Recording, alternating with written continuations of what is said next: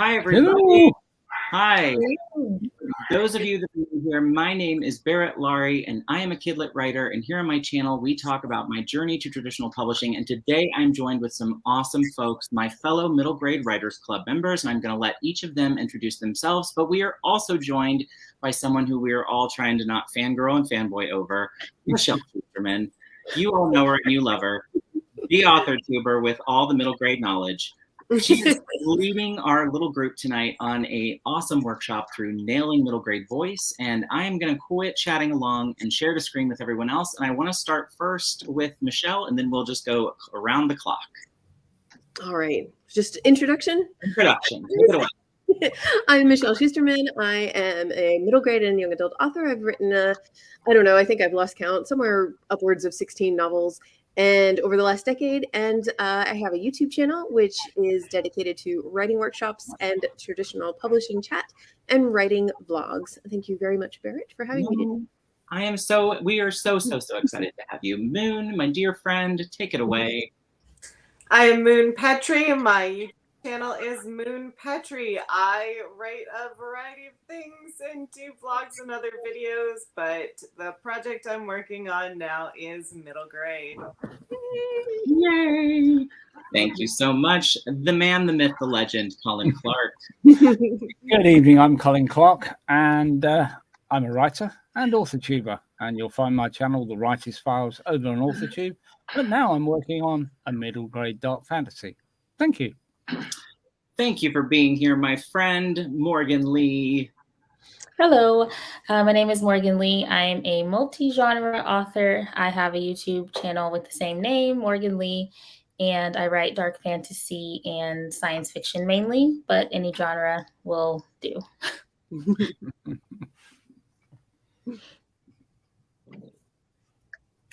Hi, I'm JC, and I have an AuthorTube channel, Author JC Carpenter.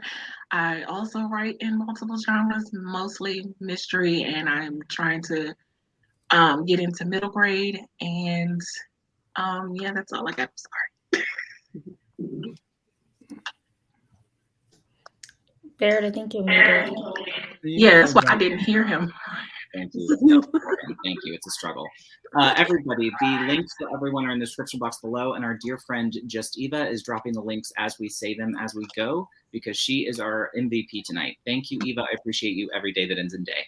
All right, I am going to get this ball rolling by pulling all of us down off the screen, and I'm going to hand it off to Michelle, who is going to start us off with a presentation on voice. Yes. All right, guys. So just bear with me for a minute while I try to screen share. Yes, we're going to work through the text together as a group. Okay, got it. Gosh, I hope this works. Okay, can you guys tell me what you're seeing? Let's see, I may have to approve it. I don't have the approval yet. Okay, on your end, on the bottom, let's see, did you do the share screen? Yeah. Okay, I'm going to do it one more time. Share screen 2. It's going to be weird. I have this is happening with Zoom, and I have a rather awkward way I can like try to twist it around if it doesn't work. If it doesn't work, yeah. It basically means moving you guys to my other monitor and moving the presentation screen to this monitor. So okay. No, move us. One second. We'll go with you wherever you go, Michelle. While we're figuring out this tech stuff, though, I'm going to take a second. Eva, be on the ready with those links. So everybody, I know it's Christmas. I know it's a tough time of year, but we have 2 friends in our community that are looking for some fundraising help if you can do it right now. One of those is my CGL co-host, Bex the Novel Nana. She was hit by the tornadoes in Arkansas. A fundraiser for her that we're running over on CGL closes on Friday, and Eva's going to drop the link to the post on Instagram. If you comment to that post, the person who's running the fundraiser will DM you with instructions for how you can get involved. No matter what you can give, we appreciate it. Again, they've lost everything. So as far as our other one, that is for doll Cecile Runo, and our dear friend Robert Jones over at Story Detective is raising money to send her a computer. So Eva will drop the link for that as well. We're trying to raise the money for the shipping, which is astronomical. So anything you can give, we appreciate it. Even $1 gets us $1 closer to where we are now. So I thank you for all of that. And I could have done that slower. Sorry, guys. Really fast. Okay, so I have one last ditch way that I think I can fix this, which is I just need to disconnect my external monitor. Okay. And what that means so is that I'm not going to be able to see my own notes on my slides. So you guys might be treated to me saying stuff on the fly because I had this better prepared than it's probably going to sound. No. I'm so sorry. Sorry for this. It's not your fault. It's just Canva is a little finicky. Okay. I'm going to attempt this one more time. Okay. Okay. So let's see. All I see is my presentation. Can you guys see it at all? No, I cannot. Okay, let me ask you this. In StreamYard, from the StreamYard where you are, at the bottom thread, there is a little monitor with the plus. Is that how you're sharing with me? Yes. Okay. Yeah. It's just not coming through on my end. I wonder if we have too many of us up. Let me pull 3 off, and let's see if that's the issue. Folks, Sure. I'm going to see you backstage. Okay, let's try it one more time. All right. We'll be with you momentarily.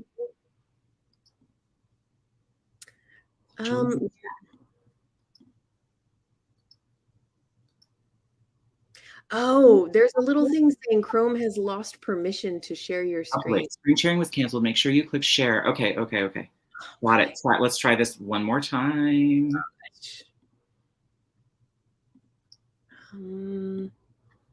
Yeah, I can tell. Let's see. Oh, wait. Are we getting movement? No, it just keeps telling me it's lost permission to share my screen. Oh man, you guys, I had such cool tools. Oh, I'm so sorry. Present, I just won't be able to.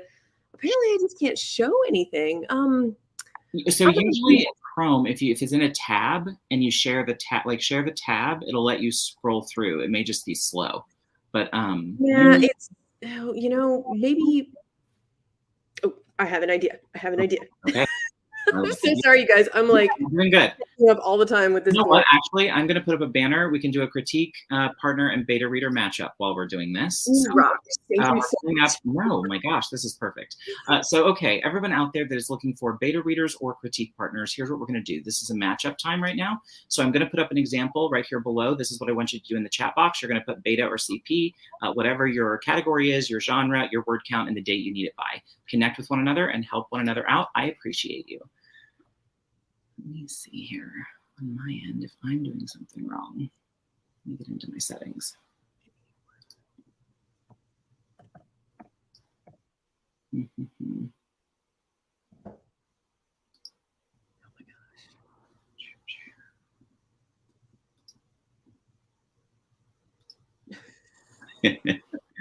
Like, get right.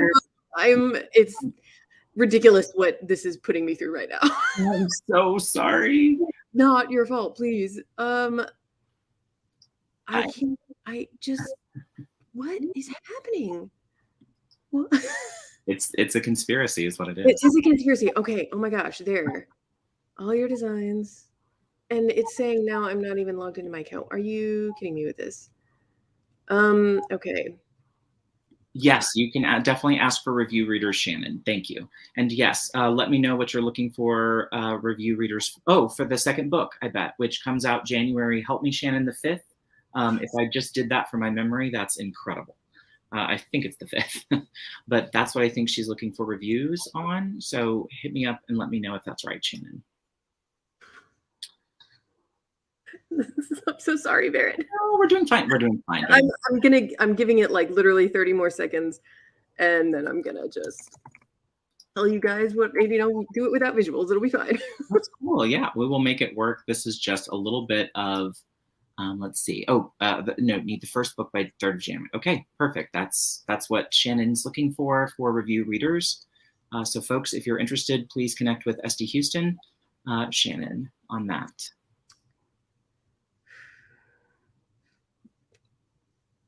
Okay, here in my settings, I have share on. Let's see. Automatically record broadcast.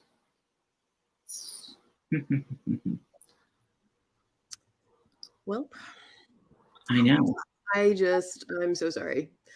All right. Well, Yeah, do you want to? I feel like we've thrown you off. Do you want to? Well, you know what we can do? We can pull everybody back in and run through it without the visuals, and I will ask my writers to just imagine. We're gonna think. We're gonna think the things. We can do this.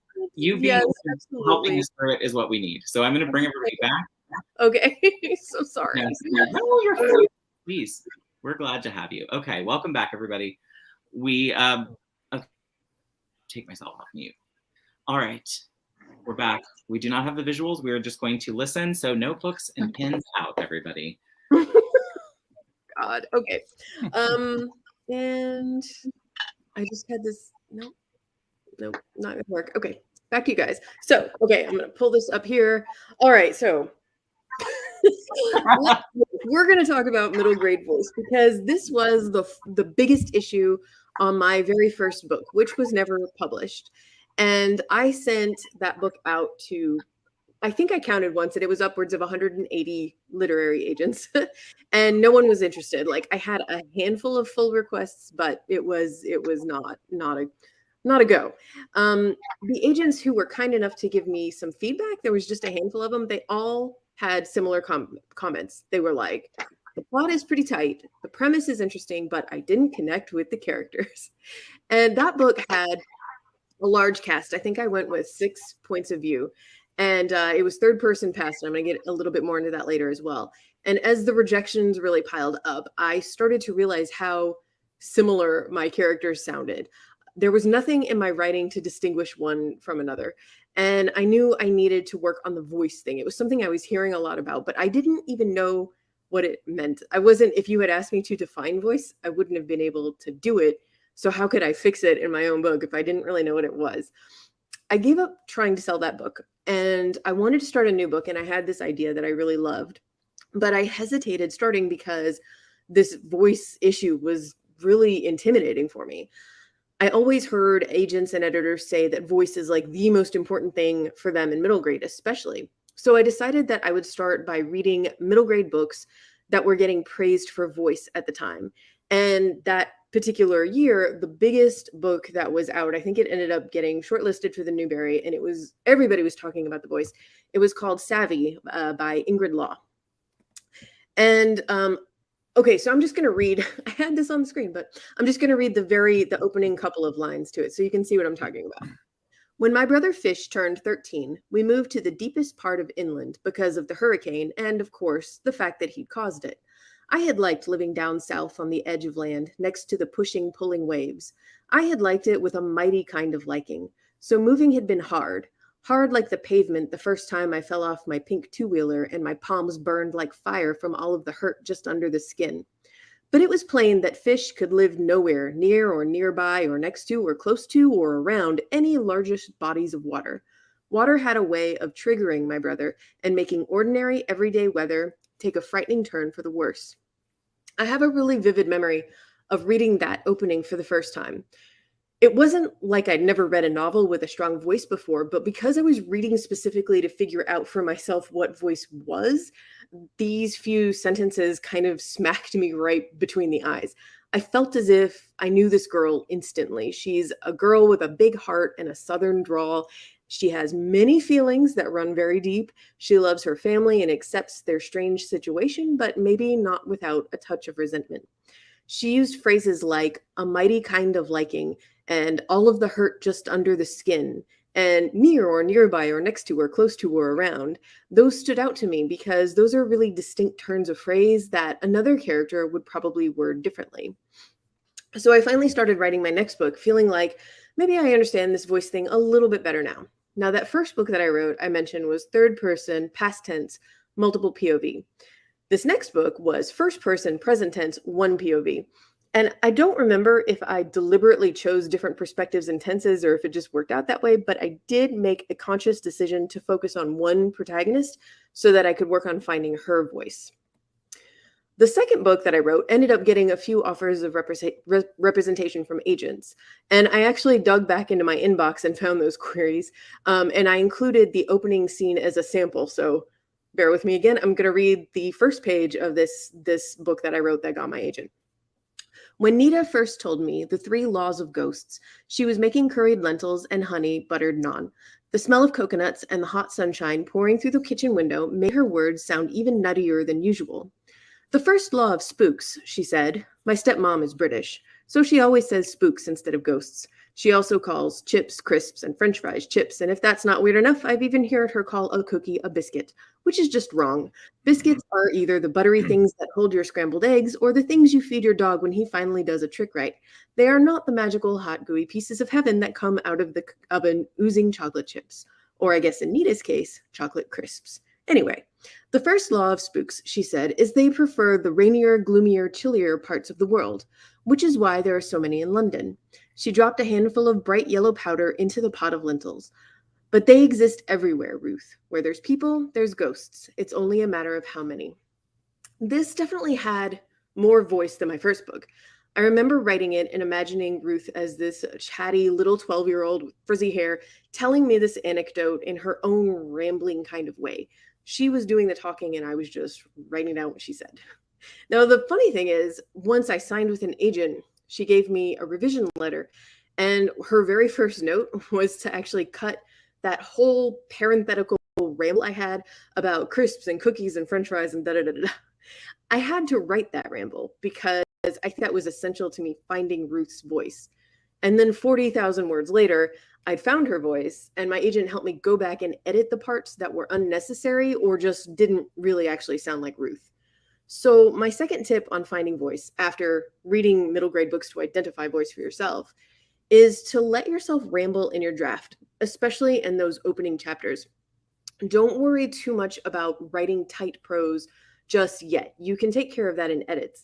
You might have to write 10,000 words to find 1,000 words in your character's real voice.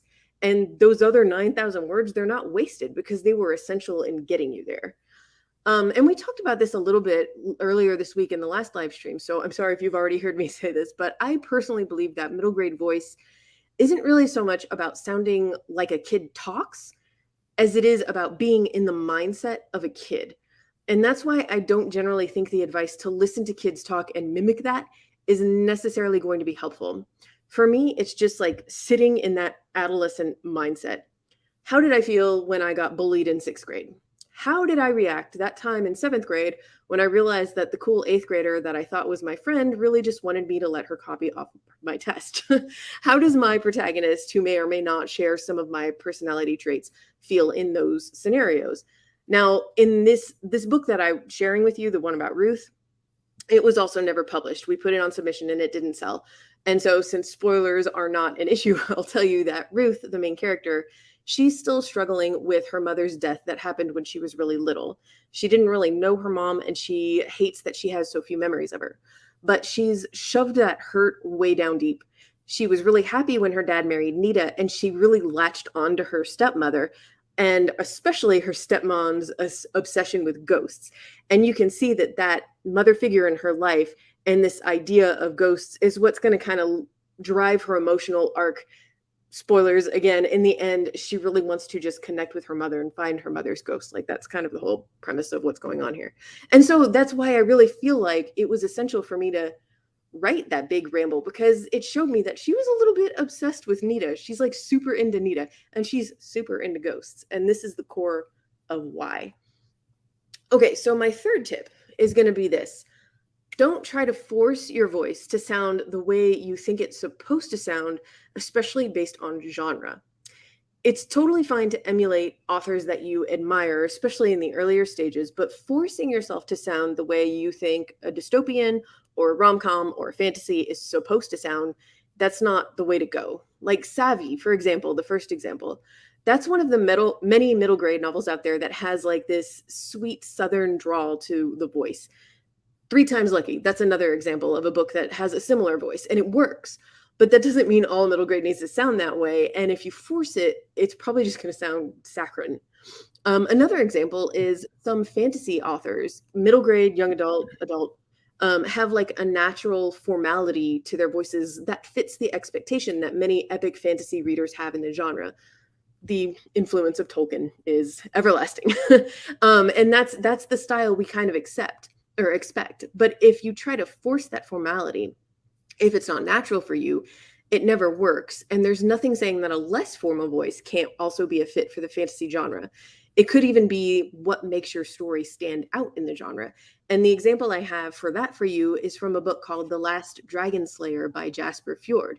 And the opening page says, "It looked set to become even hotter by the afternoon, just when the job was becoming more fiddly and needed extra concentration. But the fair weather brought at least one advantage. Dry air makes magic work better and fly farther. Moisture has a moderating effect on the mystical arts. No sorcerer worth their sparkle ever did productive work in the rain, which probably accounts for why showers to start was once considered easy, but getting them to stop was nearly impossible." So voice is like perspective and tense wrapped up with identity and personality and observations and mixed with metaphors and imagery and word choice and style, and it's a lot. And it's no wonder we have such a hard time defining it. It's as complicated as DNA, but like as unique as a fingerprint. But the good news is you already have a narrative voice. All you have to do is write and write and write and write some more and work out all the kinks with perspective and tense and all of those things and work on mastering them so that you can use them as tools to uncover your narrative voice. A few more examples. I really want to dig into metaphors and similes, especially because I think they're really important when it comes to voice. A few summers ago, I was teaching a teen writing workshop, and one student said on the very first day, she was like, "I need help with voice and descriptions. Those are my weaknesses." And I was like, okay. So she was working on a story, and later in the week, I was reading it, and I got to this part where her main character, who was a teenager, she was working at a flower shop over the summer, and she was absolutely dreading this job. She was super unenthusiastic about it. And the writer had kind of skimmed over the protagonist's description of the shop. It was the reader's introduction to the shop, which is obviously a big part of the setting for this book. And she just kind of called it an ugly 2-story building, and like that was it. So I left her a comment, and I was like, here are 3 different ways that your character might use a metaphor to describe this book. This is an opportunity to hone your narrative voice. So the first one I gave her was, the flower shop was more like a house of horrors with its chipped red paint and the broken white bars on the windows like the jagged teeth of a monster. The second one was, the flower shop looked like a rusty old birdcage whose occupants had flown the coop ages ago, leaving nothing but dirty newspapers and a slightly foul odor behind. And the third was, this place was the ugly Christmas sweater of flower shops, a mishmash of patterns and colors and textures so tacky it made you a little bit dizzy if you looked at it for too long. So I asked her, I was like, these sound like 3 different characters describing the same place. Does one of them feel more like your character? How exactly would your character to describe it? And this is why I think metaphors and similes are such a key component of voice, because you're describing something by comparing it to something else.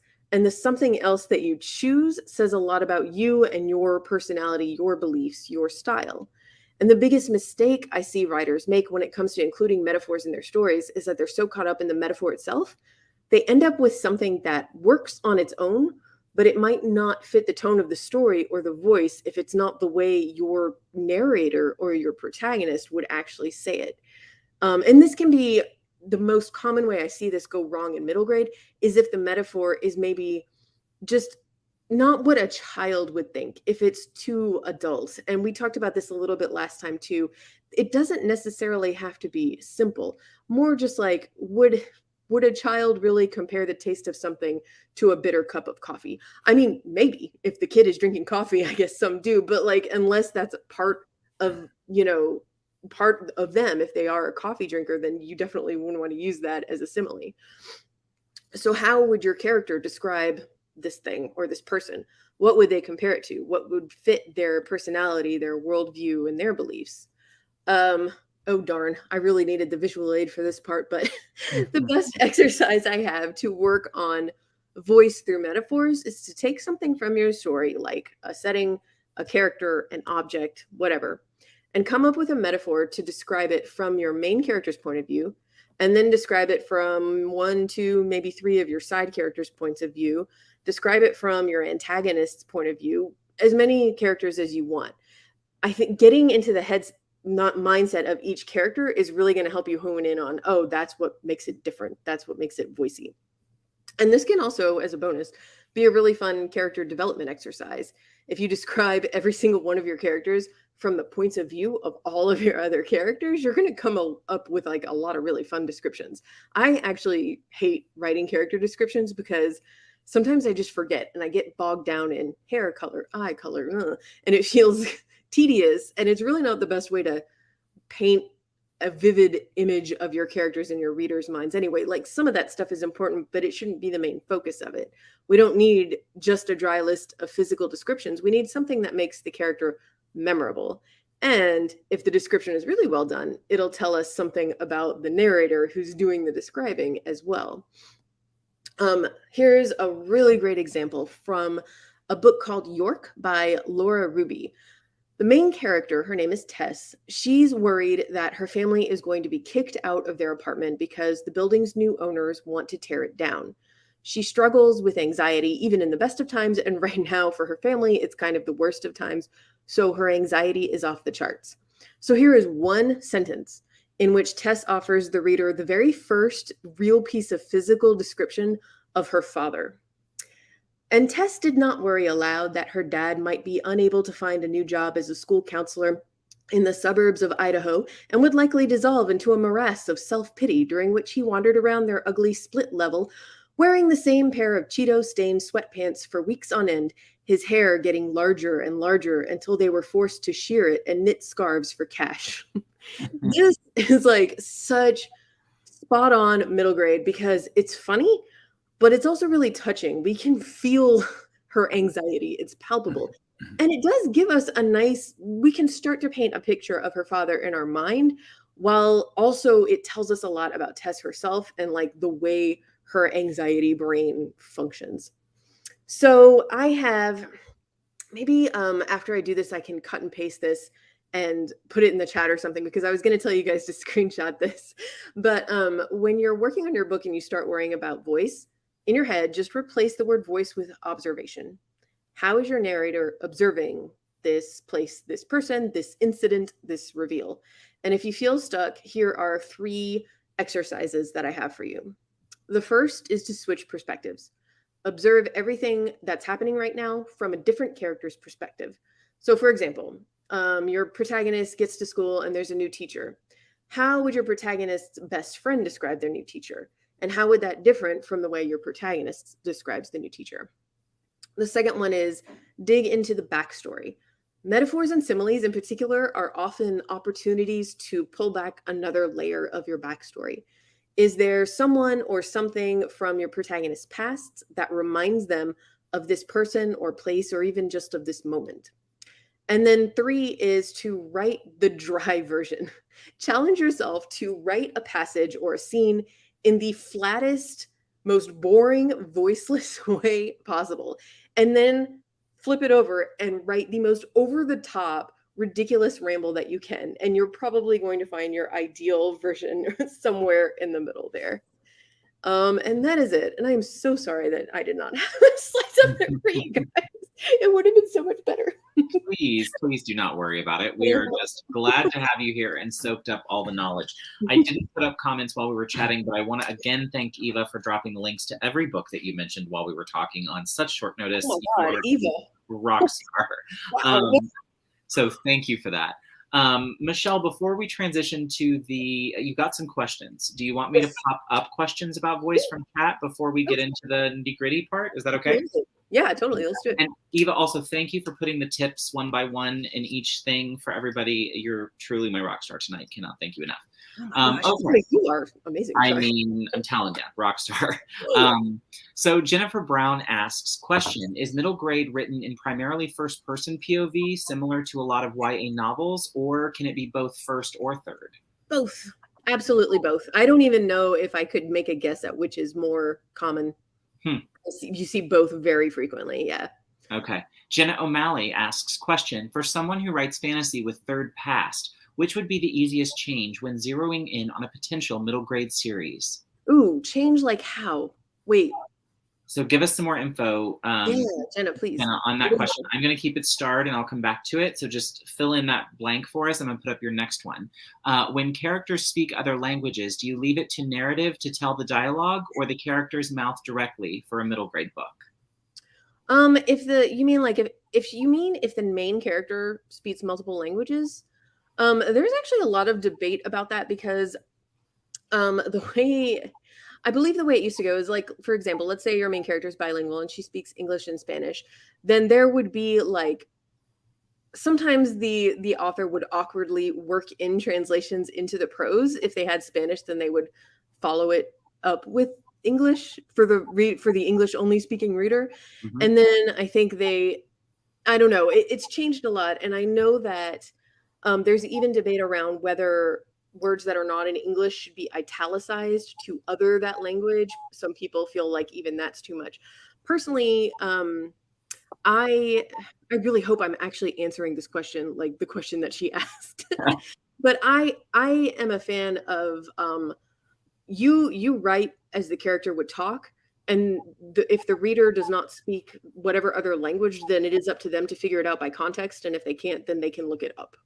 I mean, that's how I feel about that. I think that's important. We don't always need to, because if you do it the other way, if you only publish books that only cater to an only English speaking reader, then that means there's no books for bilingual readers who, the book isn't written for them and it wouldn't flow to them. Does that make sense? Yeah. Did that answer the question? I hope it did. I think so. So here was her clarification. I'm used to writing only in third past. I was curious if there was a logical next attempt. Man, I think if third past works for you, then go for it. I definitely don't think there's like a hierarchy. Okay. I will say she did mention she's doing fantasy, and third past is really common in fantasy, which is, I mean, that's a good thing. Yeah. Present tense tends to add like a sense of like urgency. It's used, this isn't a hard and fast rule, but it's used a lot in like horror, because it makes you feel a little bit unsettled. Like you don't know the end of the story. And in fantasy, you have that like inevitable destiny feeling. And also there's so many world building details to keep track of that I think most writers use past just because it makes the writer feel a little bit more settled. Yeah. That's my opinion.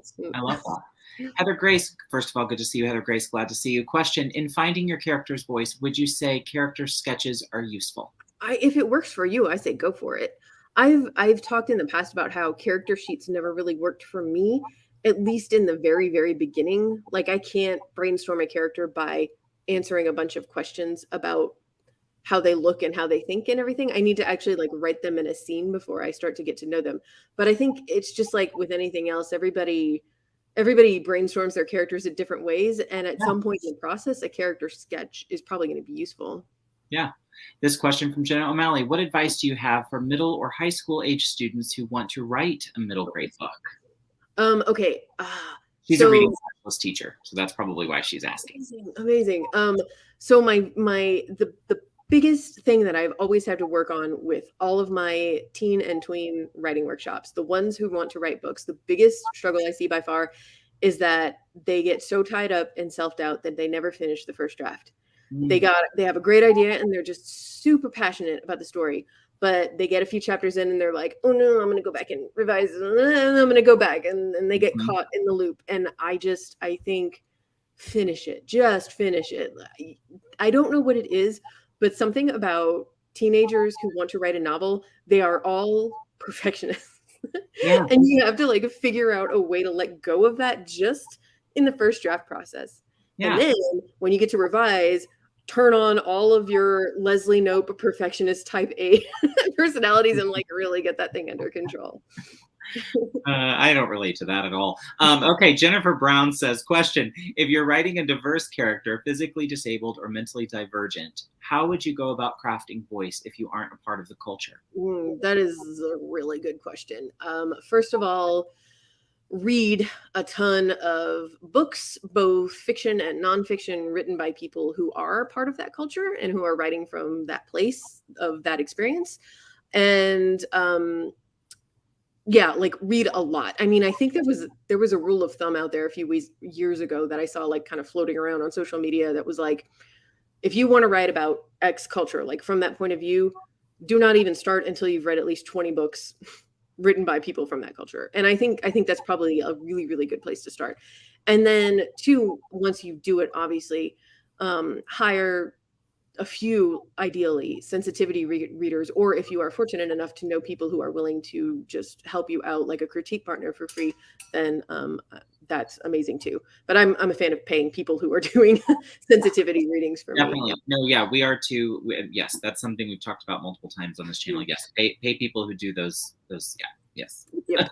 Yep, that's it. And Nia, I will visit with Michelle about it and see maybe just a couple of the ones where there are the exercises. We'll see. She was asking about sharing them on Instagram or Facebook, the group, and I said, sure. yeah, we can figure that out, and I will get that done.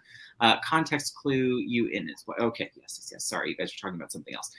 Okay, I have one more question before we move on, and that is from our fearless warrior, Just Eva. Are there adolescent aged authors of note? It felt like an unachievable thing as a youth, a thing that required adulthood. That's a great question.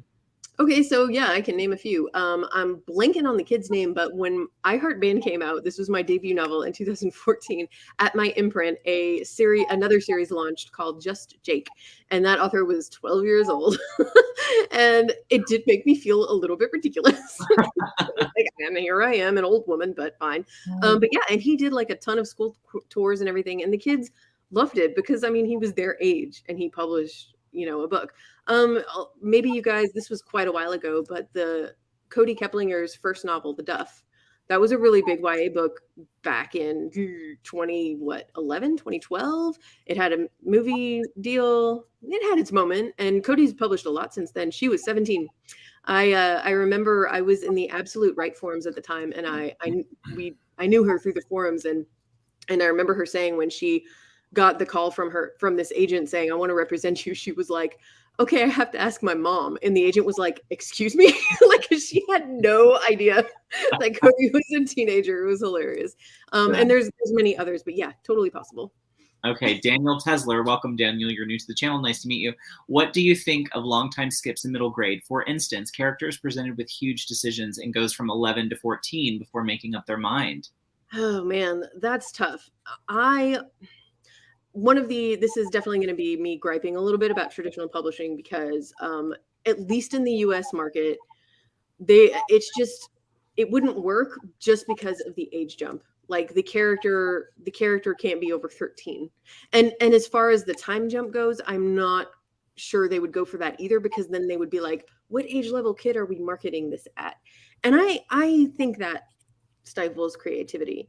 And I'm happy to say that it seems like in other markets, I know like the UK, they're way more flexible about it, because I'm not sure if this is still the case, but for most of the last couple decades, it's been the case that if you go into a bookstore in the UK, there isn't like a kids section and a teen YA section the way there is in the US. That's where all of the problems come. It's like if the booksellers don't know exactly where to slot the book, then they're going to be like, no. So I would say that would be difficult to do if you want to get traditionally published. If you're self-publishing, then go for it. Yeah. Thank you, Eva, for dropping that in the chat. You rock star. Jake's seeing it. There he is. There it is. All right. So with that, what is our next step? Are we to the points of readings? Is that what let's do it. Okay. So, all right, my fearless warriors, I didn't ask you before we started. So who's going to be the most fearless? I knew it would be Colin Clark. Wasn't it really late over there? Yes, incredibly late. But he's wired. He's running on pure adrenaline at this point. All right, Colin, I'm going to give you full screen. Are you okay with that, my friend? Yeah, I'll be looking that way though, because my monitor's got that there. No worries. You tell me when you're ready, and I'm giving it to you. Okay, whenever. Go for it. Chimers. This is a zero draft opening. Ben McKee was 4 years old the first time he saw something that wasn't there. It was the day of the accident, and while he couldn't remember much about that, he could recall the empty, fluttering feeling in his stomach as he'd looked away from the wrecked car to see a huge doorway hovering above a nearby hill. A doorway that shimmered and shone, wavered and rippled like heat haze on a summer day. A doorway leading into a bubbling mass of swirling darkness. A doorway he knew couldn't be there, because if it was, then the inky black shapes coiling and squirming in that darkness would be there too. And Ben knew there were no such thing as monsters. Then the world turned a roaring, screeching somersault, and he was spinning through darkness on a silver escalator before an endless dive to black. Now, he was a couple of months away from his 13th birthday. and the odd feeling had returned more frequently in the past few weeks. It was something he was getting used to, as were the phantom images he saw, images he knew no one else could see, half-glimpsed smoky pathways where no pathways could be, flickering shapes spinning and twisting at the corner of his eye, shapes he knew meant something, if only he could hold them in his head long enough, like an answer to a question he couldn't remember asking. He hadn't told anyone about the things he saw except his best friend Danny, the only one he trusted to keep his secret. Gran would worry, and anyway, he wasn't sure the things he saw were real or just a symptom of him being wrong in the head. No way did he want to end up in one of those special hospitals, the ones where people who heard voices and saw things were taken. Usually the images and moments were fleeting, disappearing like wisps of morning mist, even as he turned for a better look, or tried to focus on one particular shape, escaping even as he tried to make a connection. But today he'd seen more than just a glimpse, much more. The last day of term was over, the summer holidays about to begin, and as the school bus topped the valley on the drive into Twynford, kids started cheering and laughing, a happy wave of noise. Ben joined in with, as that holiday feeling filled the air. He'd been sitting alone at the front of the bus because he got travel sick, and Danny was off school with the flu. He'd been thinking of nothing in particular when he'd looked through the grubby windscreen and felt the familiar fluttering sensation in the pit of his stomach as Twynford appeared below. Sunlight reflecting from the circle of the River Stein, winding snake-like round the village so bright it made him blink. Suddenly the growl of the engine and the noise from the back of the bus stopped, and he found himself in a bubble of perfect silence. A frozen moment when the village spread out beneath him wavered and dimmed, fading to a ghostly image of itself, replaced by a network of intertwined pathways rippling up the valley, shining like the dew-covered strands of a spider's web caught in sunlight. The moment stretched on, and Ben saw darker spots dotted along the web, spots now spreading upwards like ink blots on tissue, forming arches of shadow through which the rising slopes of the valley were still visible, but greyed out as though hidden by cloud. One of the shadow arches was much darker than the rest, an inky black mouth of darkness widening to swallow land and sky as it grew.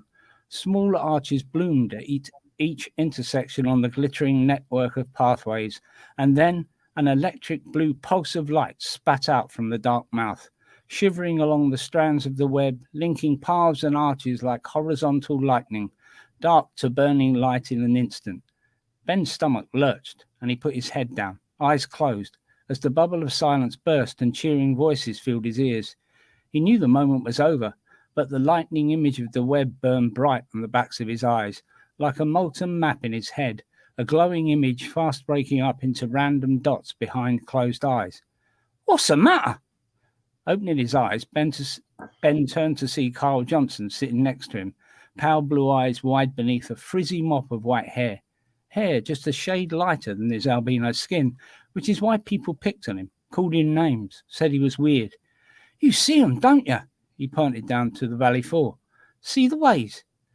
Ben followed the pointing finger, relieved to see everything back to normal, though a glance at Carl's excited face told him this odd-looking kid knew he'd seen something. Determined not to give anything away, he said, "I was feeling a bit sick, that's all." I'll stop it there because there's another half a page. Oh, man. But you're... Oh, wait, am I... Can you hear me? Oh, okay. Yeah. Sorry, it's lagging. No, it's totally fine. I was going to say, Colin, I swear, like, I wish you were... You should be hired as an audiobook narrator. That is actually a side hustle Colin has. So It's actually one I've just started, yeah. For real? Dropped his link. Oh, that's so cool. Okay, yeah, I was just like, oh no, keep going, especially because I've already read this and I know all the stuff that happens next. And actually, I might end up giving you a little feedback on a later part, if that's okay. Yeah. I mean, as I said, it was just I was feeling it was a long time to keep reading, even though there's only half a page left. So, but it's so pleasant to listen to. So, okay, I really love these like long, like flowing, rambly sentences here, and you've got some just gorgeous descriptions and metaphors. I highlighted a few, like flickering shapes spinning and twisting in the corner of his eye. All of these. I also want to say your very first line. He was 4 years old the first time he saw something that wasn't there. is such a great example of how a middle grade narrator is. They're straight to the point and honest, even when the truth doesn't make sense. I really love the long sentences and the rhythm, and it goes so well with the imagery that you're painting for us.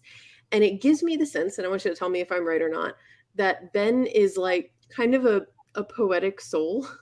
And also I sense that he has a lot of anxiety, and like the way his mind is like kind of like turning around and around a little bit. It reminds me actually a little of that character Tess from the book York that I was talking about earlier. Not the same voice, but the way his mind is working kind of reminds me of the way her mind was working and how she like kind of rambled through some things.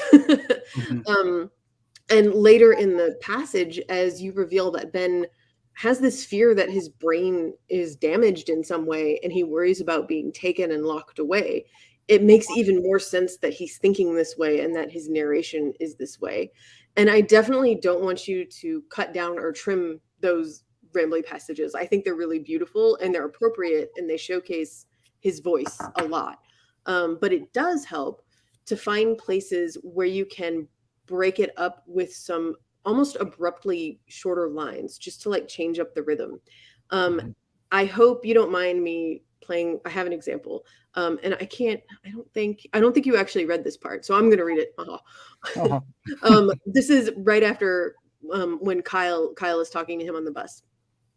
With that, he put a finger to his lips. It's a secret.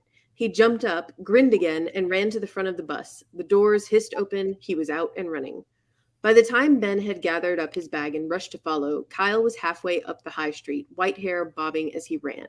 As the bus pulled away, Ben stared after the strange boy, mind whirling at the thought that someone else might know why he saw things, perhaps what it all meant.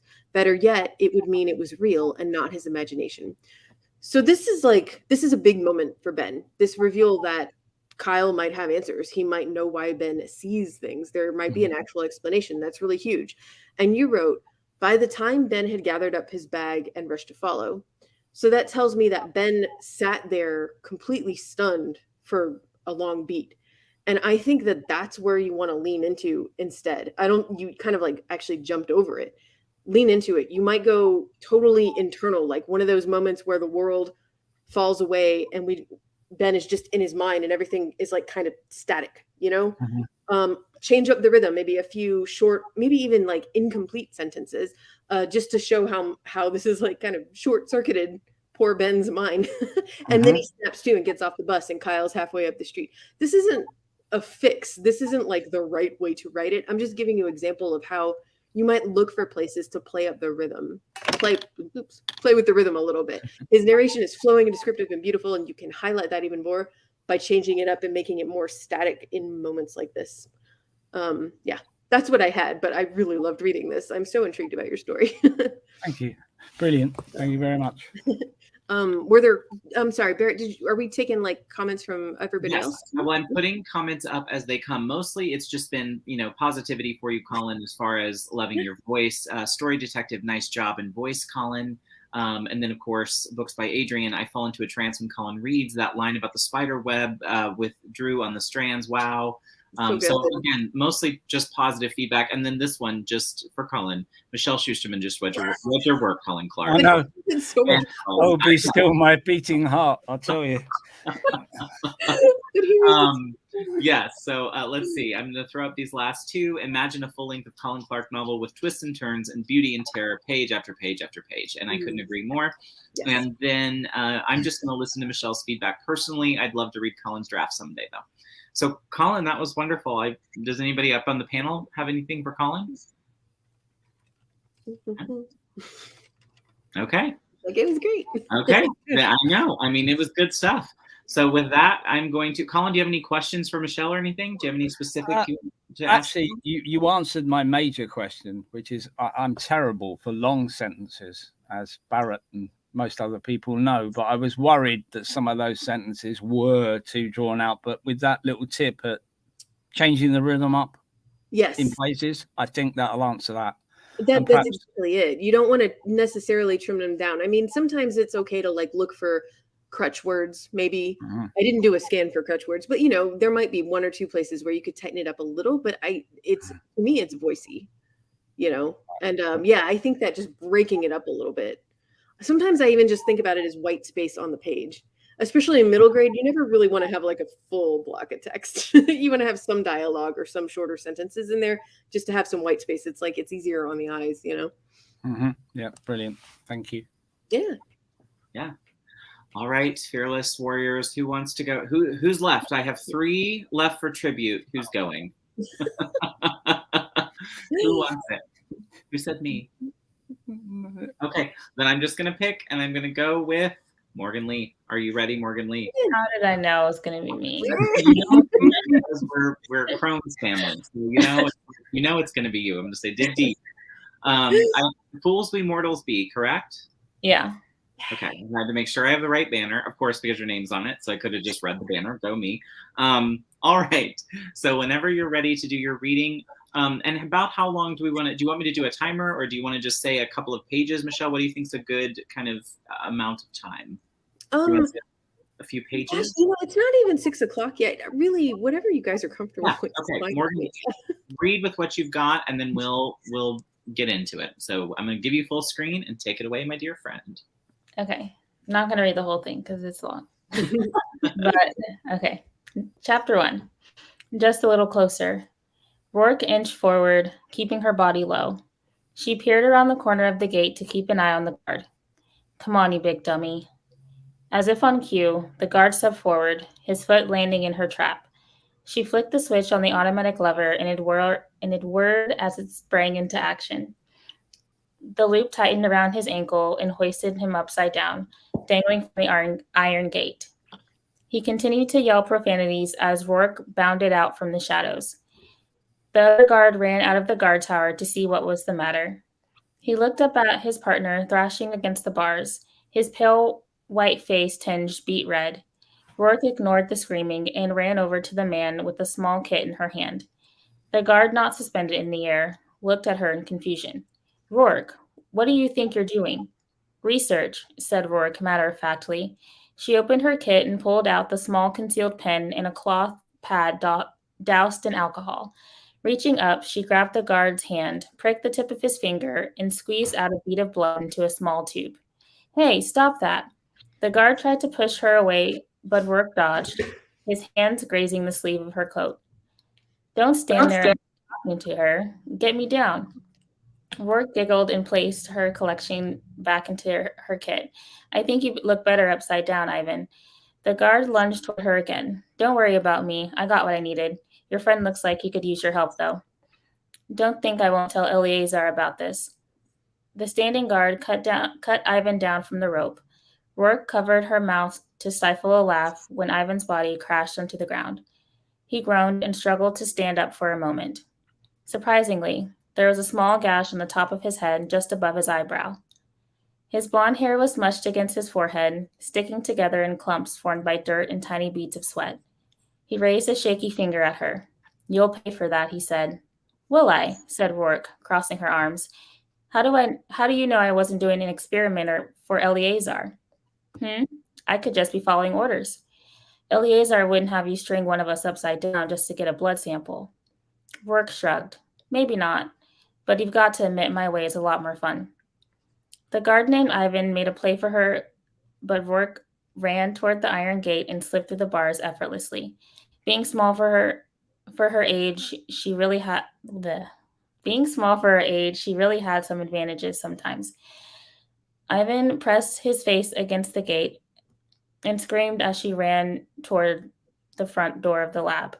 Rourke laughed to herself as she went. Adults were stupid, and men seemed to be the stupidest of them all. She paused. That wasn't true, at least not where her dad was concerned. To Rourke, Eleazar was brilliant. However, she couldn't deny how boring and predictable her life was. When she was younger, she found comfort in the routine.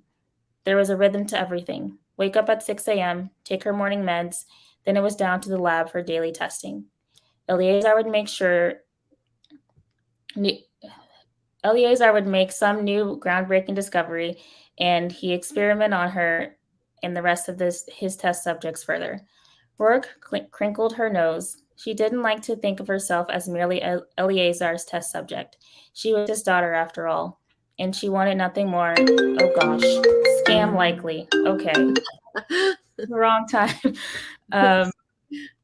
She wanted nothing more than to be his full creative partner. Lately, something was off about it, though. Her life. She couldn't rest or settle. She had to keep moving because sitting still was unbearable. When she reached the front of the research lab, she knelt down on the steps and opened her bag. She unzipped it and got out a marker to label the sample. She scrawled on Ivan's name on the outside of it and sealed it in a plastic bag. Rourke crawled under the large shrub next to the stairs and put the new sample in with the others. She hated hiding things from her dad, but it was necessary. This was her experiment, and she didn't want his input. He was used to taking over things, and Rourke was determined to do this on her own. It wasn't as if she didn't trust him. By the way his presence and personality took over whenever she tried to contribute in other ways made her feel stupid and wrong. He liked to say that he appreciated her mind, but Rourke felt otherwise.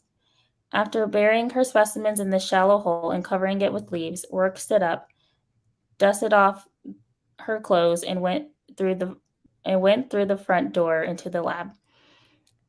The building was quite large and filled with hundreds of workers. The large glass doors opened automatically for her as she approached, making the security look up at attention. They nodded in acknowledgement toward her and allowed her to walk through the screening without stopping. Most people ignored her as she walked by and avoided eye contact, for which she was grateful. Eye contact was like someone stripping you naked with their eyes. She preferred it this way, blending into the shadows, people ignoring her existence. It was oddly comforting, even if it did get lonely once in a while. Rourke checked the large clock on the wall above the spiral stairs. She was late for her appointment. Eleazar checked her labs and gave her an exam every day for his data and research. Rourke picked up her pace, skipping the elevator. She was too impatient for that, and taking the stairs down to the basement. She rushed through the door, throwing it open so hard that it crashed against the wall behind it. Eleazar and the nurses looked up in surprise. Rourke shrank back, bracing herself for the yelling. Eleazar's face twisted in aggravation. His mouth opened for a moment, but he shut it again without saying a word. He sighed and then motioned her inside. And I think I'm going to stop there. There's like 4 more pages. I don't want to read more. So good. Okay. I'm going first, I guess. All right. Morgan, this is really great and such a cool premise. One of the hardest things to do in any speculative genre, fantasy, sci-fi, whatever, is to write a first chapter that isn't just like an info dump of the world, but instead it has action, and then you weave in enough details to build intrigue, but you don't give away the farm. It's just so hard to do, and you've done such an awesome job of it with this whole passage. I read the whole thing. There's a writing craft book that I really love that talks about how your first chapter is a striptease, not a trip to the nude beach, because you don't want to give away all your cool world building first. I love that. And you've done an awesome job of that. So congratulations. This is a striptease. I'm just like totally intrigued by the lab and the experiments and the fact that humanity has to be saved, because it makes me ask, from what? But that's not the kind of question that frustrates me. It's the kind of question that makes me want to keep reading. So well done with that. Focusing specifically on voice, you've done a really great job there too. Rourke is blunt, she's brave, she's defiant, she's determined. She has a hard exterior, but I suspect she has a soft interior. And I could list so many words to describe her just based on the scene because of the voice that you've given me. So what I would suggest is to look for places, both in her dialogue, but also in her narration, to bring out those traits even more. So for example, she's blunt, right? Like she didn't mince words with those guards at the beginning. So maybe there are more sentences in her internal narration that you can trim down to show her getting to the point even faster. Like just be ruthless with cutting words. And I want to add, this is more of a revision note. It's nothing to really worry about in the first draft. Just being ruthless with your sentences and cutting any words that aren't totally necessary, especially in moments where Puck is either outwardly or inwardly exhibiting her blunt, defiant behavior. Mm-hmm. And then one other thing, just like with Colin, I do have a comment on a part further down that you didn't quite get to. She has a line about, or maybe you did, shoot, where she can't, lately she's been feeling off. She can't rest. She can't settle. And I know from the pitch that you gave me that this is probably our first hint about the dormant magic that she has and that children have, right? Yeah. Okay.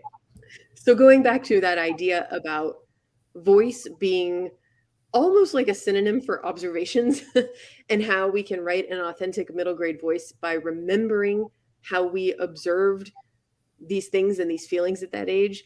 None of us ever observed dormant magic rising up within us tragically, like I'm sure we all wish we had. But there's a reason middle grade fantasies and sci-fi stories show kids going through these changes, finding out they're a wizard or the son of a Greek god or whatever. It's pretty much always an allegory for puberty. Yeah. And we have all been there. So as you continue to write this and Puck's magic starts to surface more and more, draw on those feelings. It's the same confusion, maybe some excitement, probably a lot of fear and what the hell. Yeah.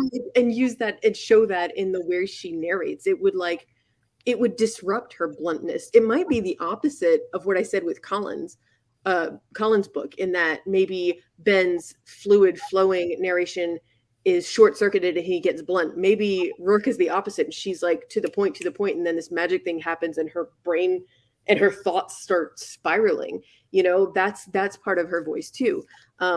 It just like to show that she's getting overwhelmed. Maybe she's just like word vomiting at the reader. So that's something you can play with later. But yeah, I think you're doing an awesome job. This was super fun to read. Oh, thank you. Yeah. All right. Does anybody on the panel have anything for Morgan? Colin, please go.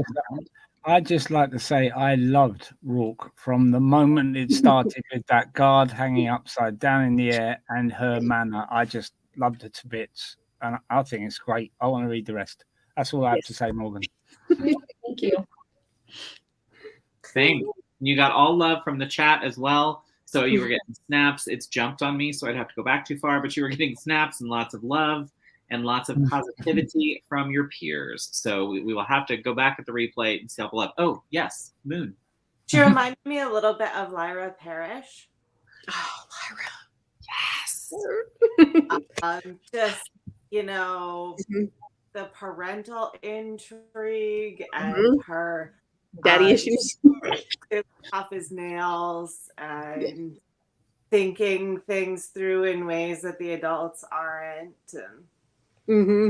Yeah, no, that's a good comparison. God, I was on a panel once and some other author on the panel dared call Lyra unlikable, and I was like, those are fighting words. I love Lyra. Ready to buy all your books, Morgan. And we're happy to support J.C. Carpenter. So I think unless we have more feedback for Morgan, that means I am going to move it to J.C. Carpenter because the folks in the chat decided. And you know what that means? That means we have to do it. Yeah, what it means. Absolutely. So there we go. Are you ready, J.C.? You're muted. Okay. Here, I'm going to unmute you. You muted me. Oh, I unmuted you then. No. Oh. Okay. All right. I'm not ready, but I'm going to go anyway. That's perfect. You totally got Preface this by saying I don't normally read out loud. Well, did you want Michelle to read it or for me to read it? Did you want someone else to read it or are you okay? No, I'm okay. Nope. I have to get used to this. Got it. Awesome. I am going to be looking that way because my monitor, it's on the other monitor. Cool. Okay. Can everybody hear me? Yes. Yeah. Okay. Londyn Chronicles, Chapter 1. My name is Londyn Carmichael. I'm 12 years old and I hate change. Okay, maybe hate is too strong of a word. And plus my mom told me to never hate anything. It's not as if I don't know that changes are going to happen. I mean, I'm 12, so of course things can't stay the way they are now for my whole entire life. I just happen to prefer if things outside of my little bubble don't change too much. Considering the fact that I'm part of a military family that would probably make a lot of people laugh, but I can't control all of the different places that we have had to move to because of my dad was in the army. I thought that we had finally stopped moving on our last move, but I was wrong. Here we are again in a new town and a new house, with me having to start a new school and make new friends all over again. We had followed the moving van all the way from, I don't have a name of the town yet, here to Bakersville, Maryland, and I had my earbuds in the entire time. I was not happy about this move, and I was not going to try to make my mother feel better about by lying to no, ooh, sorry, by lying to her and telling her that I was okay when I wasn't. She usually leaves me alone when she knows that I'm listening to music. My sister Paris didn't seem too excited either, but she's always just gone along with whatever without complaining too much. We were so different, but then again, I guess that's partly due to the fact that she just turned 18. I suppose that's all you need to know about me for now. Pulling up to the new house, and we're pulling up to the new house now, and it's likely that I will be forced to look around and pretend that I like everything.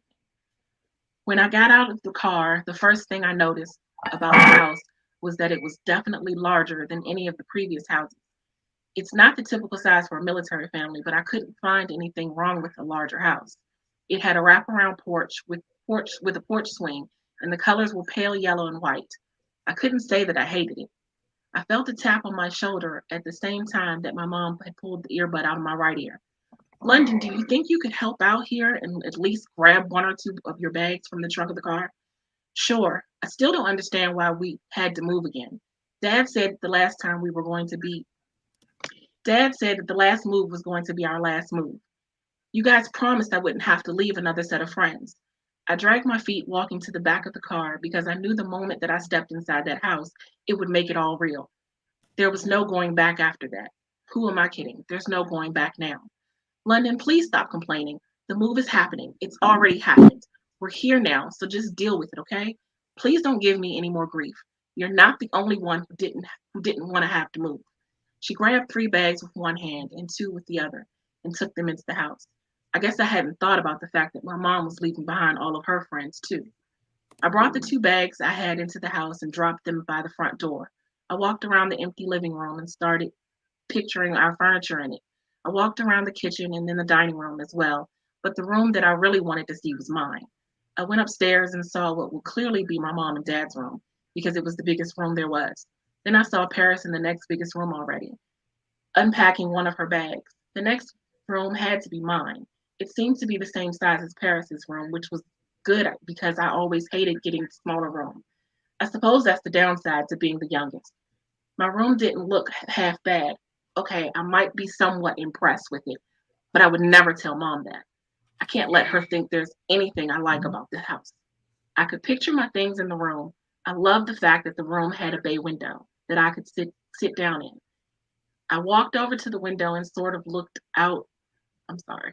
I walked I looked I walked over to the window and sort of looked over the neighborhood from my new 3rd-story room. I looked out at the house across the street but a few doors down.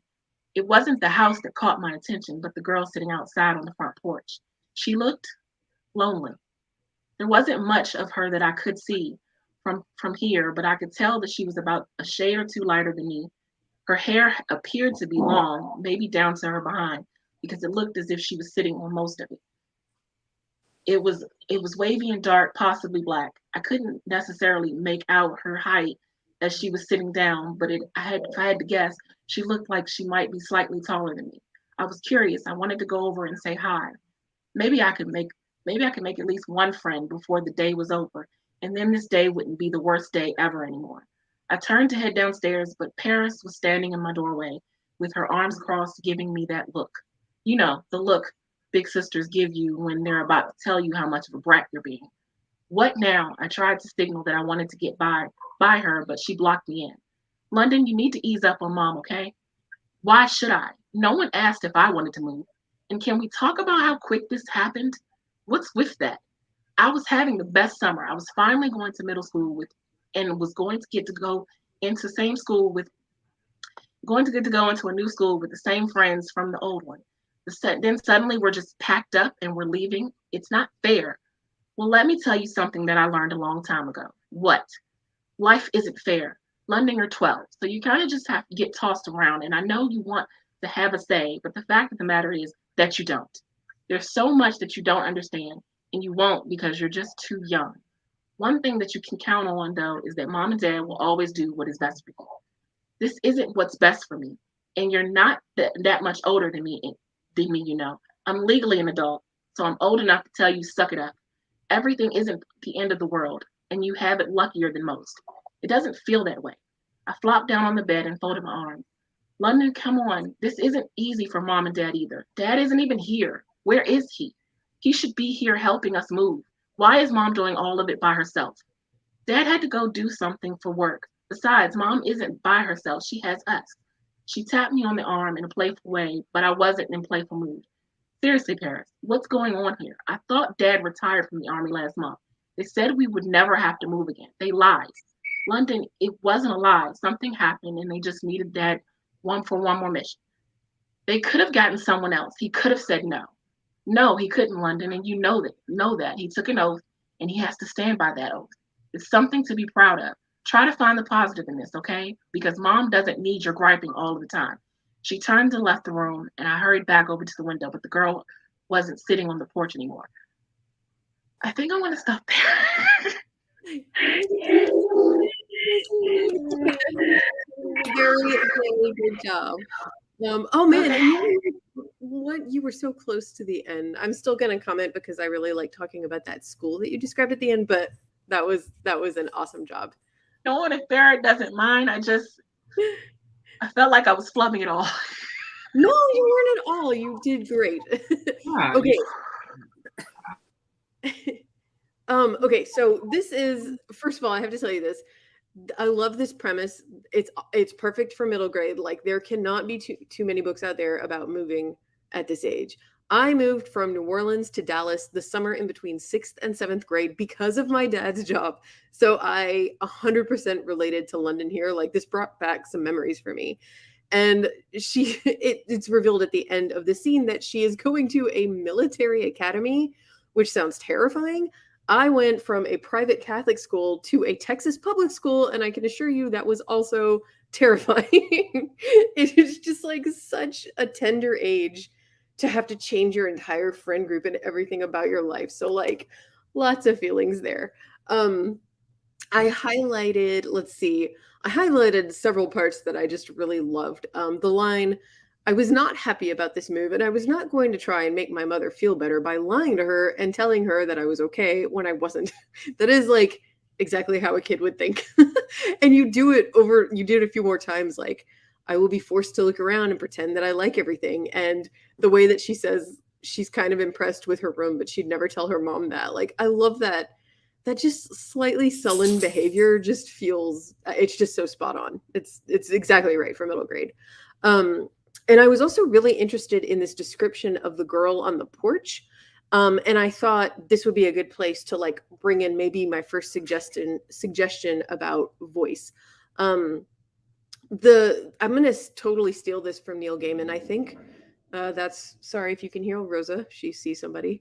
I think this was a Neil Gaiman tip, but he said, when you introduce a new character, try to come up with one trait about them that makes them really memorable. Like just this one thing so that it can be like the guy with the nose ring or something that will help remind the reader of them later. And you gave this girl hair so long that she can sit on it. That's fairly unique. We don't see that too often. And I thought that was really cool. I thought maybe this was a good place or another opportunity to maybe bring Londyn's observations into it more. Like, what is this girl doing? She looks lonely. What about her makes Londyn think she looks lonely? Is it like something about her body language? Does she like have her head in her hands, or is she like fidgeting? Is she doing something that reminds Londyn, of what she does when she feels lonely? Or maybe this is like a little backstory moment. Does she remind Londyn of a friend from her last school, maybe? This is nothing you have to include, just giving you ideas of ways that you could like bring Londyn's specific voice and observations into a description of this girl because I suspect she's going to become like kind of an important character. Next up, I think your dialogue between Londyn and Paris is so great. Also, I love that their names are Londyn and Paris. They have such a realistic sister dynamic. It's so sad, I think, when the older sibling gets to the point where they're siding with the parents over you. It's like you suddenly have a third parent, and like, who wants that? It's so frustrating. So I'm wondering, how would Londyn describe Paris to the reader? And I'm not even necessarily talking about a physical description, but like her personality. If Londyn had a friend who was like, "What's your big sister like?" What would Londyn say? Because maybe that's how she can describe her to the reader. So earlier this week, I think, JC, it was your question. You had a question, and I used an example from a book called Millicent Min Girl Genius about the like brainy Frasier-esque kind of girl. And I looked in that book again just because I wanted to be like, okay, how does Millicent describe the first family member that we meet? And the first family member we meet in that book is her grandmother. And the only description that Millicent gives us when we meet her is this: she doesn't act old, and no one has had the nerve to tell her she's a senior citizen. And I really love that because there's nothing physical. There's no physical description there, but I immediately get this image in my mind of this like sprightly older woman who's probably a bit fierce and maybe a little bit scary. Like, you aren't going to mess with that grandma. And that description is definitely in Millicent's voice. It's her perspective. It's her observation. So I would just, and I'm not going to put you on the spot and make you do it now, but like, if Londyn could describe her big sister in one sentence like that, how would she do it? I think the reader would probably really enjoy hearing that, because I bet she has something funny to say. And then one more thing, and this is just a general comment. When Londyn is feeling stressed out and sad, as I suspect she's going to be feeling a lot for this story because she just moved here, how does this manifest in her behavior? Like, is she the kind of kid who goes silent and kind of sullen? Or does it make her like more talkative, like the way we've seen in some other examples tonight? Like, does she start to ramble? Do her thoughts get jumbled? Or does she maybe get super sarcastic? Because I did pick up on some sarcasm from her that I really like. However she acts, you can show that emotion through her voice. If she's sullen, her sentences, even in her inner narration, might get super short and blunt. Like, I can't be bothered to talk to you, even you, the reader. Or if she's like nervous, her thoughts might like flit from one thing to the other to another. If she's like trying to distract herself from whatever's bothering her, just things like that you can play with until you find the right style that fits the way you see her in your mind. You know what I mean? I don't know. That was kind of rambling myself, so I hope that was helpful. It's hard to describe this stuff sometimes, you guys. Oh, Made perfect. There you go, JC. Sorry, I was unmuting you. Yeah, I as you were saying the feedback, yeah, I know exactly where I can input. Oh, yay. Whew, that's a relief. I'm so glad.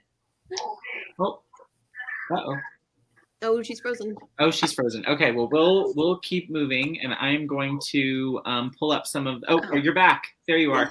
Am I frozen? You were. Yes, you're. I'm here. There you are. Okay. Oh, okay. Did you have anything to ask? Does anyone else have it? Oh. I can't take a moment. I'm spaced out. I'm so sorry. You're doing great. Yes. So, did anybody else on the panel have anything specifically for JC? And if not, then I will scroll through some of the comments I starred that were for feedback. Did anybody have anything? No? Okay, then I'm going to go. Oh, Moon? Yep. I would say I like that despite everything, she's so hopeful that she could make a friend today. And I think that it's really important for kids to see other kids being hopeful. Yes. Yes. Hope is an important part of middle grade. Yeah. Absolutely. Okay, let me show you some of your comments, JC. So you got some of the feedback from folks. So Eva said she wasn't going to give feedback, but then it's Eva. So she had some, which I love. I said no feedback, but the word room comes up quite a lot. I'd suggest lessening the layout and focusing on the aspects that matter to the character and plot, like instead of like the window, for example, I think is what she meant. So maybe do a word search for room if it came up a bunch of times and just see. That was one that came up. I feel like I'm sitting down with a friend was the feedback from Jenna on your voice. Eva said, my mother used to say the same things. Oops, quiet girl, good girl. Sorry, my mother used to say the same things about not hating things resonated from the start. You're okay. Okay, then Books by Adrian said, come on, StreamYard, you can do it. There we go. Character voice comes through from the jump. Couldn't agree more. Then this was the note I wanted to get to. Just Eva said, I like this character as I recognize her. I'm not the target audience age, so I'm not sure if that's the kudos Michelle, but I dig it. The description layouts distract me a bit from the character. I get lost in picturing the layout and forget the voice, if even for a moment. I also like the name choices. So, I don't know. Can I add something to that? Please, please, take it away. So that whole thing about pick one memorable detail about a character, that can be really useful when you're doing something like describing a house. Because, okay, if I just say picture a house, chances are we're all going to picture something similar with walls and windows and doors and a roof. So like, what makes this house different? That's how you can trust that the reader will get a general image of a house.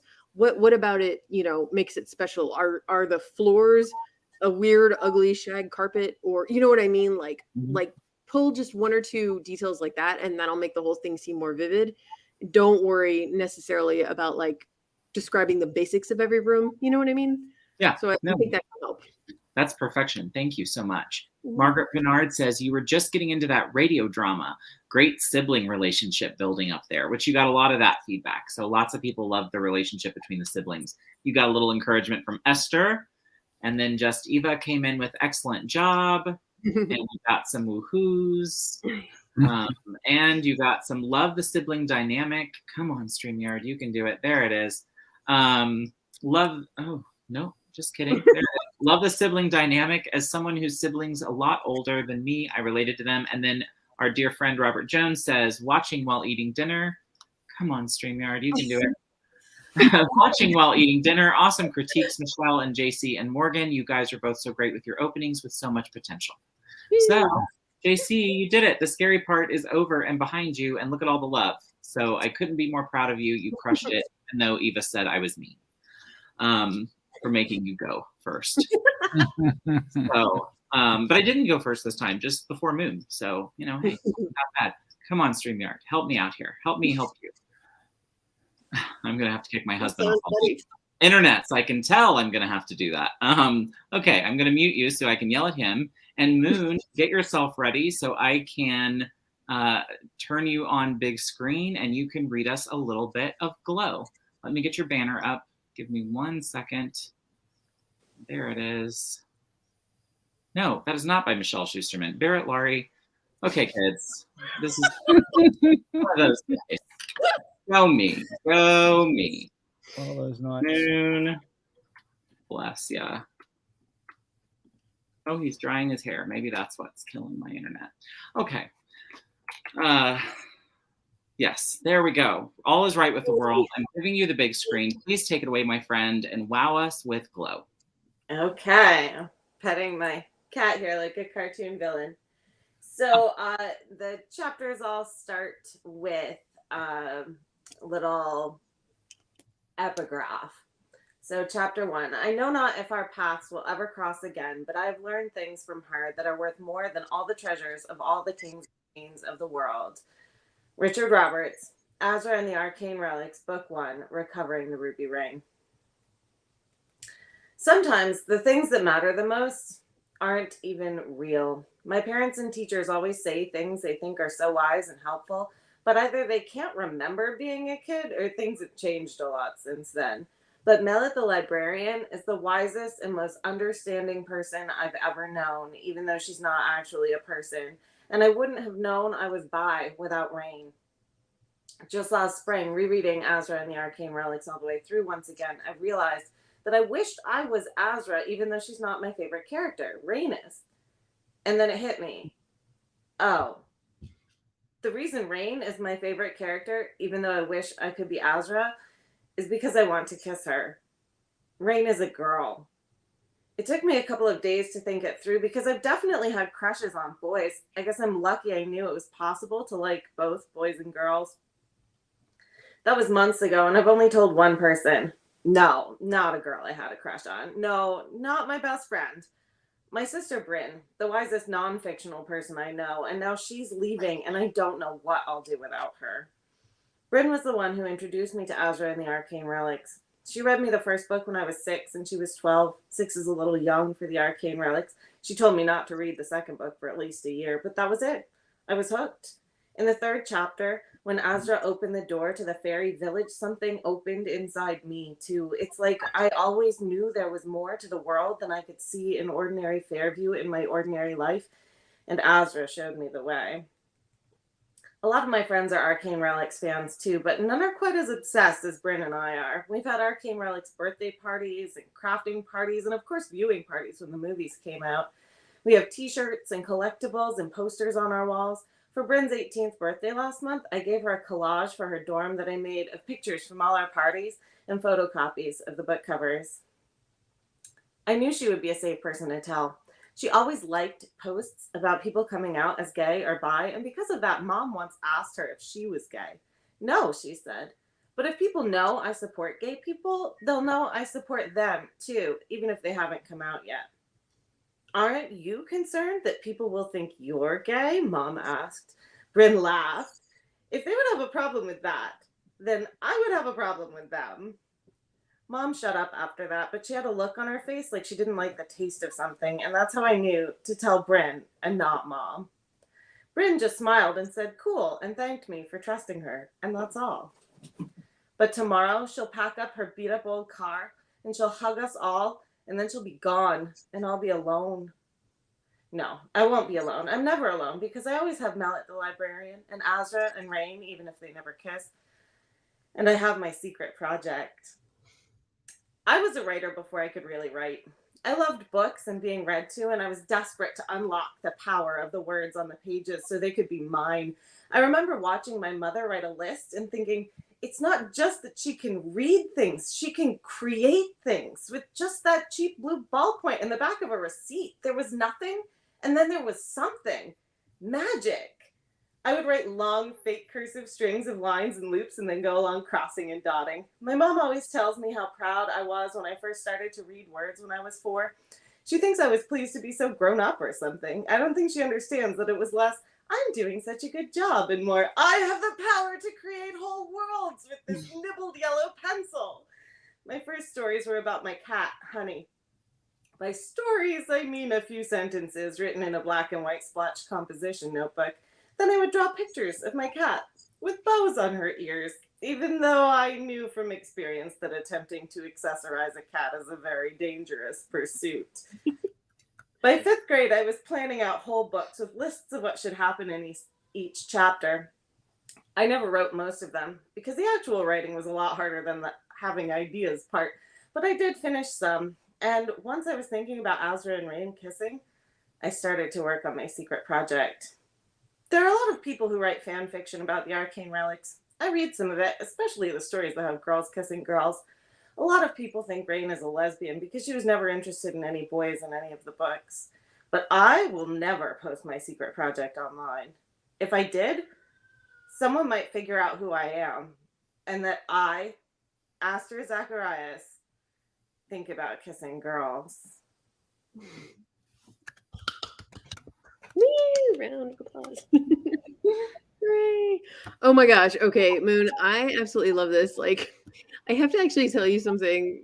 This is like not part of the critique, okay? But I wrote one of the books I wrote earlier this year, the one I was calling Dragon Balloon, is so similar to this, not in like a bad way, but like in the two sisters who are both like super into a fandom, and one of them is writing fan fiction and the other one finds out some secrets by reading the fan fiction. So you just like give me a lot of feelings because I was like, oh man, I remember when I was working on something like this. It was so fun.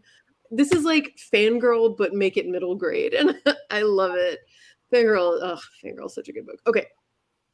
So the first thing I wanted to say, wait, I have my notes. something I get asked a lot is, can you do romance in middle grade? And this is a great example of why the answer is yes. Of course you can do romance in middle grade. It's just not going to look like YA.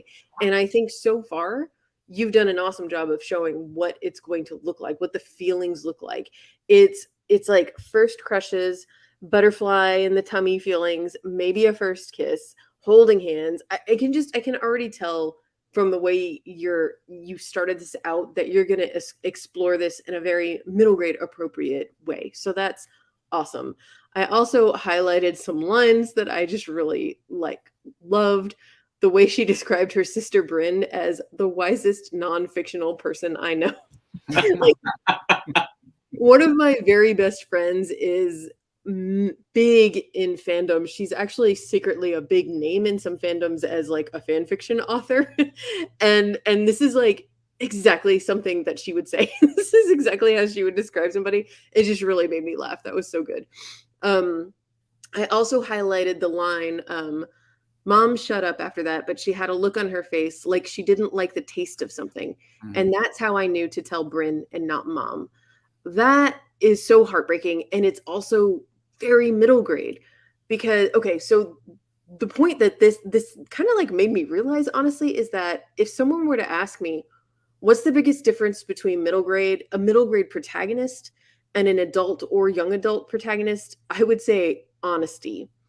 Kids are so honest, even if they don't fully understand what is happening or what they're feeling, they'll tell you the truest thing they can. If you asked an adult, how come you didn't come out to your mom? I'm not saying that they would lie to you, but it's more like their own brain would like, maybe we just circle around things and the answer wouldn't be this simple. It would be a lot more convoluted unless the adult had done extensive therapy and like gotten down to their issue. But this, I saw her face when she thought my sister was gay. That's it. That's the truth. That's the moment. It's a perfect, honest middle grade observation. It's like simple and to the point and real. So I just really love that. I also just highlighted the line, I knew from experience that attempting to accessorize a cat is a very dangerous pursuit. That just made me laugh. It was really funny. The self-inserts, but that's life experience. Yes. Well, how perfect that your cat that you were petting like left your lap right as you said it. I was like, that couldn't have been staged any better if we tried. Oh no, that's amazing. Okay, so I really also love the sister relationship that you've shown here. And obviously I can completely get why Aster is devastated that Bryn is leaving. And this is like a really short scene, and I'm really curious to see how you handle Bryn's actual departure in the coming scenes. But so far we've seen the kind of flashback of Bryn react to Aster confiding in her that she's by saying cool and smiling, which is great. And then Aster says tomorrow she'll pack up, hug them, and be gone. And so my impression of Bryn through Aster's eyes is that she's really kind-hearted and kind of breezy and casual. And it sounds like leaving Aster isn't going to be nearly as hard for her as it is for Aster, or at least in Aster's mind. And that, okay, guys, this made me, I had to like really write out my thoughts on this because it made me think, oh, this is a very uniquely middle grade thing. And I think it's kind of complicated, and I really hope I can explain it properly. One of the trickiest things about middle grade is that kids observe everything, even if they're too young to completely understand what the thing is. And like I said earlier, they're still honest in the way they describe it. It's just that they probably might interpret it wrong. So Aster, and I'm just going to jump ahead. I don't know if this is where you're going with Aster and Bryn, but I'm making this up from here. Aster might think Bryn is 100% happy to be moving out, and she isn't going to miss Aster as much as Aster is going to miss her. Maybe Aster observes Bryn acting extra happy and chatty, like say it's their last dinner together or something, and she interprets this as, oh, Bryn is so excited to just leave me. But in actuality, Bryn's anxiety about moving out is kind of manifesting in this overly chatty, happy behavior. I'm guessing here, I mean, correct me if I'm wrong, but I'm guessing like maybe she's going off to college And that's certainly a very exciting time, but it's also something that comes with some anxiety. So Bryn might be feeling a certain way that causes her to act a certain way, and Aster observes something and interprets something totally different from it. And I think this is a really key component of middle grade voice, because yes, there are some things you don't know when you're 12, but you still observe them and you still try to interpret them the best you can, and then you share them with the reader. And then the reader, depending on how mature they are, they might just see it from your point of view, like, oh man, her sister's happy she's leaving. That sucks. Or they might read between the lines and be like, oh, maybe Bryn isn't quite as happy as Aster thinks she is, but I can still totally see why Aster feels that way. So there's, anyway, thank you for just giving me a chance to kind of dig into that, because I don't think it's one I've ever talked about in a workshop before. And this was such a good example of that specific little part of middle grade. But anyway, I mean, I think you're doing just a fabulous job here, and I'm really curious to hear what everybody else thinks. Anybody else in the panel want to give anything? I have something I'm going to say on this one, but does anybody else want to go? Have anything? Yes? No? Okay. Oh, Colin, go for it, my friend. Yeah, firstly, I've got to apologize. My internet crashed. That's why. Last thing I heard of JC's was the bit with the window. But yes, Moon, I love the humor in this. It's just, you can feel the emotion, but you keep that, it's that humor all the time from her. I just think she's a fabulous character. And I'm so looking forward to beta reading for you. Lucky you. Okay, Morgan, JC, did you have anything you wanted to add? Okay, then JC? Let me unmute you. I put you in time. Just that I loved it. Just that I loved it, that's all. Perfect. Okay, my only note that I was going to say, and I was just going to say it for the stream, just because it might be useful for someone in the future. So, but I beta read this story and absolutely love it.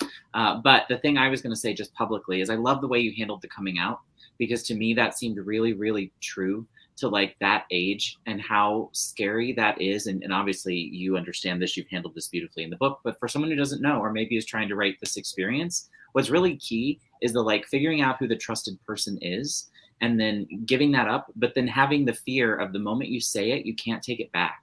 And so that's the thing about the parents, I think that's kind of huge, is the thing about telling your parents is that you're telling them something that as a kid, you can't imagine the weight of it because it feels like the largest thing you've ever done. When in reality, when you grow up, you can look back at it with hindsight and be like, oh, okay, maybe not like, I mean, a big moment, yes, but like the biggest, no. So you know what I mean? I think you've nailed that, and that's in future chapters and people will see that, but you've done it beautifully. And I think it's careful how you have to do it. And I think you've done it really, really well. And I think it's important that for that age, that it be authentic to what that feeling would be like, of like, wow, once I say this, I can't take it back. And I that urgency, that feeling of like tension building, you do really well throughout the draft as you go. It builds and builds and builds until, and like I was saying in my notes, like, oh my gosh, I'm gonna burst. But you nailed that. So I love you for that. And as an LGBT person, I really appreciate that. And I love the bisexual representation because there's not enough of it. So love that. Hey. I know you do. We've talked about this, but I love that, and I'm here for it, and I love everything about this character. So, yeah, I tried really hard to be aware that a lot of people have very different experiences with coming out than I had, and I didn't want to tell the story of somebody who was gonna, have her home in jeopardy or face violence or anything that isn't a story that I know. So yeah, as many unique experiences as there are people. Yeah. Truly. And I've said over and over and over, as long as the right kid picks that book up and that's the book they need to read. Yes. Nailed it. Like, yes. Yep. Sorry, go ahead. Whoever's next, take it. I'm done. I'm going to put up the comments from chat so Moon can read them. And then you guys talk if you've got things to say. Throw it out there. Moon, did you have like any questions or anything? Yeah. Anything specific you wanted? I really loved how you were talking about breaking things up earlier.